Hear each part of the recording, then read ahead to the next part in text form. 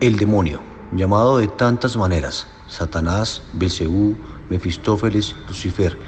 Este último término significante del ángel de luz, proveniente de la palabra lux, del griego luz, y del verbo ferre, que significa llevar. Así las cosas, hablamos de alguien portador de luz.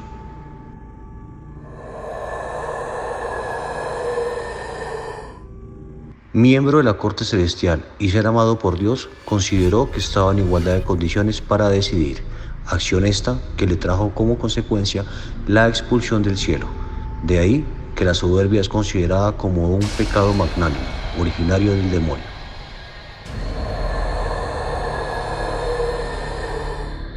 Así las cosas, consideramos a este ser como alguien terrenal, espiritual y de origen divino, que se manifiesta a través del libre albedrío del ser. Nos llama a la perdición, pero también a la reconciliación, como manifestación divina de Yahvé.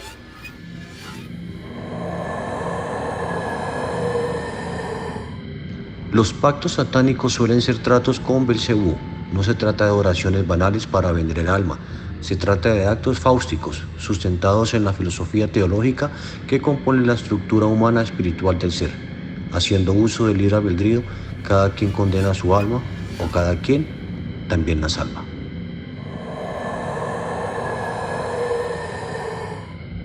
Fausto es la clara representación y personificación del hombre codicioso e insatisfecho. Erudito alemán, nacido en 1480 y muerto en el año de nuestro Señor de 1540, es quien interpreta al hombre sin límites, impulsado por una avaricia intelectual y material. A través de hechicerías y conjuros vende su alma al diablo, ignorando que solo lo que da Dios puede Dios pedir.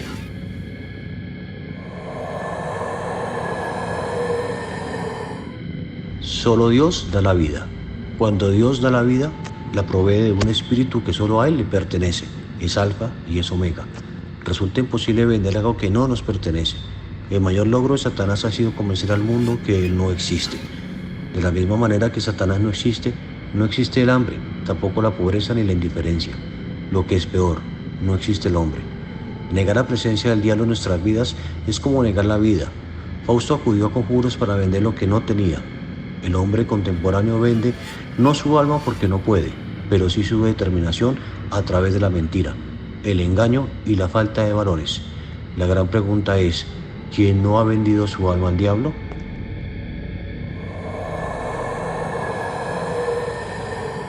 La mayor manifestación de amor de parte de Dios al hombre ha sido proveerlo de libre albedrío. No está en Dios, tampoco en Satanás está la salvación y la condenación. El gran regalo de Dios está en las dos caras de Dios.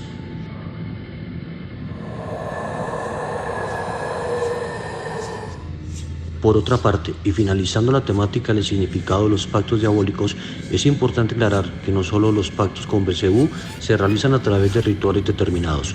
Una manera tácita de realizarlos es acudiendo a hechicerías, lecturas astrológicas y brujería en general.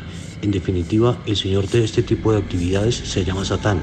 Es el quien provee este tipo de ayudas, y es de resaltar que el infierno está lleno de buenas intenciones y de personas que condenaron sus almas por medio de la insatisfacción de sus vidas.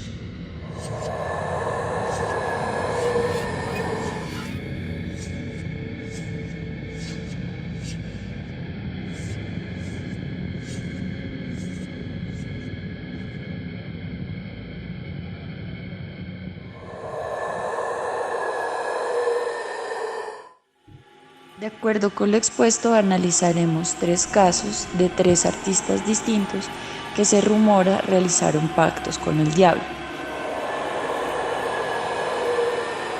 El primero es Robert Johnson y los otros 2 son violinistas famosos, uno llamado Giuseppe Tartini y el otro Niccolo Paganini. En el ambiente artístico, el primer caso fue el de Giuseppe Tartini, un famoso violinista que afirmaba que el diablo se le había manifestado en sus sueños y le había tocado una pieza de violín maravillosa que al despertar intentó replicar. De ahí nació la sonata El Trino del Diablo, una pieza con gran complejidad y que requiere de gran destreza, por lo que es considerada como imposible para un simple mortal. Otro violinista virtuoso acusado de realizar pactos con el diablo fue Niccolò Paganini. Algunos relatos cuentan que las personas se persignaban antes de asistir a sus conciertos y que rompía las cuerdas de su violín hasta quedar solo con una. Estos son ejemplos de mitos que la gente cuenta, un poco de el caso de Niccolò Paganini, que se considera el precursor de ciertos retoques de una sola cuerda. Sin embargo, la gente decía que el diablo también le ayudaba a tocar su instrumento.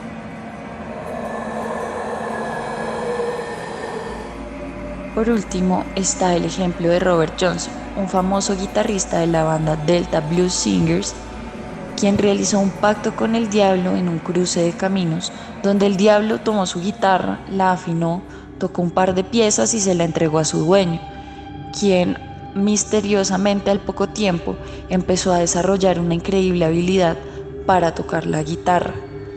Esta sería otro de los ejemplos de los mitos o leyendas que se rumoran de ciertos artistas. Sin embargo, al revisar la biografía de Robert Johnson, no es posible encontrar en qué momento él desarrolló dicha habilidad y al tan poco tiempo de haber conocido a otro guitarrista que se decía había aprendido misteriosamente también a tocar la guitarra en el cementerio de su ciudad. Tomando en consideración estos tres ejemplos, se podría decir que la mayor motivación de las personas a realizar pactos con el diablo es obtener fama, obtener riqueza, obtener habilidades que no se tenían, pues precisamente para llegar a la fama y pues posteriormente a la riqueza, o incluso a llegar a tener el amor del ser querido y no correspondido. Por lo que se puede decir que estas motivaciones son prácticamente una búsqueda de una salida fácil y no de, por ejemplo, en el caso de los guitarristas y violinistas, de trabajar arduamente para conseguir sus objetivos. También es posible decir que si se mira la imagen del diablo como una manifestación de un ente maligno, podemos decir que los pactos con el diablo siempre están realizados para con entes malignos y que tienden a crear mentiras, engaños y a defraudar a las personas pues con las que se realizan los pactos. De esta misma manera se puede considerar el dinero actualmente como ese diablo que habla al oído y que fomenta la realización de actos cuestionables, ya sea el engaño, la mentira, defraudar a las personas, incluso pues llegando a ámbitos mucho más extremos, el asesinar o el hurtar a otras personas solo por el dinero.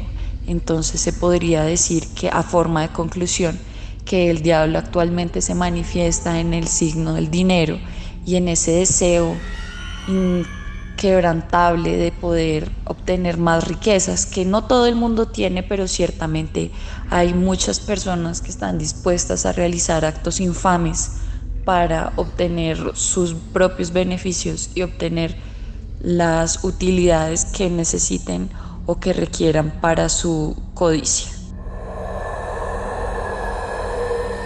Existen dos maneras de hacer un pacto con el diablo: el pacto oral o el pacto escrito. El oral se realizaba mediante invocaciones, conjuros o rituales. Una vez que el nigromante cree que el demonio está presente, le pide el favor que sea y ofrece su alma a cambio. De esta manera no quedarían pruebas de lo sucedido. El pacto escrito atraería al demonio de la misma manera, pero incluiría un contrato firmado con la sangre del hechicero o de la víctima sacrificial, o más comúnmente tinta roja o sangre animal.